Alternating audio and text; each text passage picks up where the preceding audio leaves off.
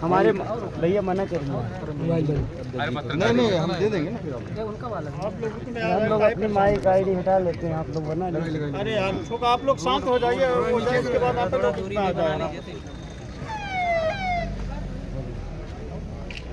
आप लोगों के दौरान ज्ञापन दिया ये 19 सूत्री मांगों को लेकर ज्ञापन दिया है, जिसमें जो हमारी सबसे पहले गाय जो हमारी माता है वो आवारा सड़कों पे घूम रही है, जिससे एक्सीडेंट भी हुए हैं और गाय माता भी मारी जा रही है।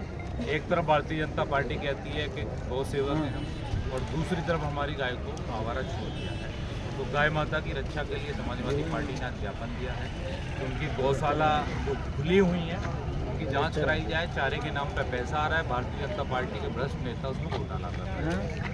मऊगंज जिले में लगभग 11 गौशालाओं की जाँच कराई जाए और उसमें गायों की उचित व्यवस्था की जाए, उनके राशन से लेकर सारी व्यवस्था कराई जाए, उनके उपचार की व्यवस्था की जाए। जो लोग गायें हमारी घायल हो जाती हैं, बीमार हो जाती हैं, आज तक एक वेटनरी डॉक्टर नहीं दिखे गायों के लिए, ना कोई देखने जाता है।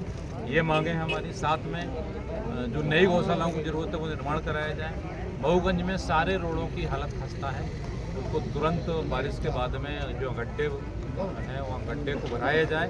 साथ में जहाँ नए रोड के निर्माण की ज़रूरत है, कई गाँव के ज्ञापन में दिया गया है, नाम भी दिए गए, वहाँ रोडों का निर्माण कराया जाए।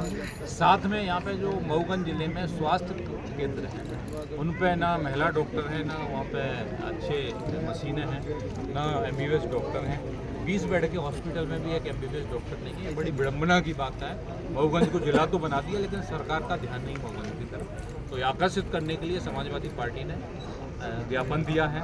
साथ में जो हमारे PDA के जो लोग हैं उन पर अत्याचार किया जा रहा है, पिछड़े वर्ग को आरक्षण नहीं दिया जा रहा है। 52% आरक्षण मिलना चाहिए, क्योंकि मध्य प्रदेश ही एक राज्य ऐसा है जहाँ 14% आरक्षण मिल रहा है, बाकी सभी जगह तमिलनाडु में 51% आरक्षण। भारतीय जनता पार्टी के मुख्यमंत्री अभी समाजवादी पार्टी ने आंदोलन शुरू किया है।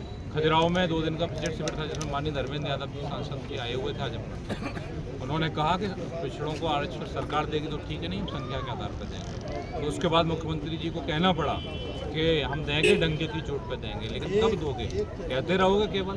तो आरक्षण की मांग भी की गई है। साथ में हमारे जो आदिवासी दलित हमारे पिछड़े या कोई भी भूमिहीन जो जंगलों में ज़मीन पर, राजस्व की ज़मीन पर या वन भूमि की ज़मीन पर रह रहा था, उनको उजाड़ा जा रहा है, उनके घर खसाए जा रहे हैं, तो उनका पट्टा दिया जाए। क्योंकि जो बेचारे 1 पीढ़ी 2 पीढ़ी 20 साल 25 साल से रह रहे हैं वो कहाँ जाएंगे।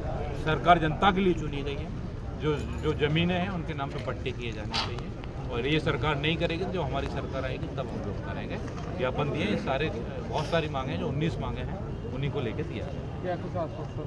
अभी इन्होंने कहा है कि जो जिले वाली मांगे हैं वो हम यहाँ पे पूरा कर देंगे, जो हम लोगों के लेवल की हैं, और जो सरकार की मांगे हैं तो हम आगे भेज देंगे, जिससे सरकार को कान में जू रेंग जाए तो अच्छी बात है।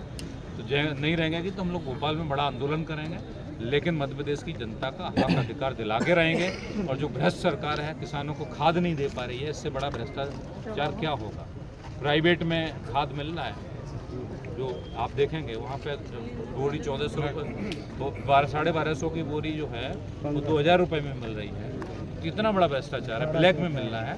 तो ये सारी चीज़ों पे रोक लगाई जाए। और हमारे लिए दुर्भाग्य की बात यह है कि यहाँ के मध्य प्रदेश के केंद्रीय कृषि मंत्री हैं, जो कहते हैं मैं किसान का बेटा हूँ, इससे ज़्यादा शर्म की बात कुछ नहीं हो सकती।